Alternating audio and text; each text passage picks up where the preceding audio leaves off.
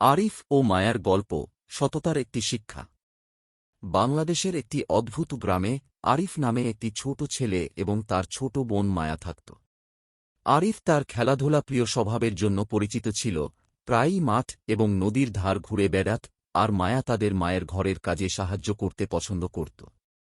একদিন বিকেলে নদীর ধারে খেলতে গিয়ে আরিফ একটি সুন্দর হস্তনির্মিত নৌকা পেয়েছিল।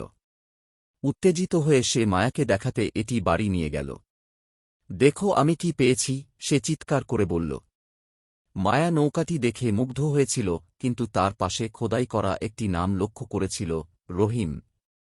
আরিফ, এই নৌকাটি আমাদের গ্রামের রহিমের।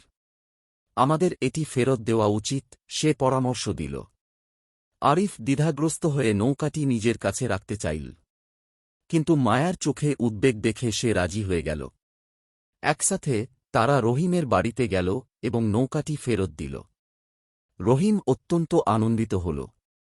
ধন্যবাদ আরিফ এবং মায়া, এই নৌকাটি আমার কাছে অনেক অর্থবহ। আমি আমার বাবার সাথে এটি তৈরি করেছি, সে কৃতজ্ঞতার সাথে বলল। ফেরার পথে আরিফ তার হৃদয়ে এক উষ্ণতা অনুভব করল। সঠিক কাজ করলে ভালো লাগে, সে মায়াকে বলল। নীতি, সততা এবং সঠিক কাজ করলে অন্তরে শান্তি আসে এবং সম্প্রদায়ের বন্ধন দৃঢ় হয়। সূত্র।